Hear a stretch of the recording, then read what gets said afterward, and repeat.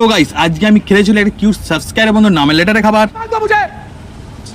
হ্যাঁ প্রমাণ দেওয়ার জন্য না বেরিয়ে পড়েছে। আজকে লেটার হলো রাজশ্রী। ইনি কমেন্ট করে, মামা আমি তোমার অনেক বড় ইউটিউবার ফ্যান, আমার নাম রাজশ্রী। রাজশ্রী লেটার প্রথম ওয়ার্ড ছিল আর ফার নিয়েছিলাম মিষ্টির দোকান দিয়ে রসগোল্লা, যেটা খেতে লাগলো আমার বেশ। রসগোল্লা খাওয়া কমপ্লিট হয়ে যাবার নেক্সট এই লেটার দিয়ে নিয়েছিলাম আমেরিকা থেকে এক্সপোর্ট করা গরুর দুধের ক্যাডবেরি, যেটা খেতে আমার হয়ে গেল অ্যাসিডিটি কন্ট্রোল করার জন্য যে ফল নিয়েছিলাম জিরা পানি খেয়ে অ্যাসিডিটাকে দূর করে নেওয়ার পর নেক্সট এস লেটারতে কী খাওয়া যায় অনেকক্ষণ ভেবে নেওয়ার পর চোখ গেল এই সল্টেড বাদামের দিকে।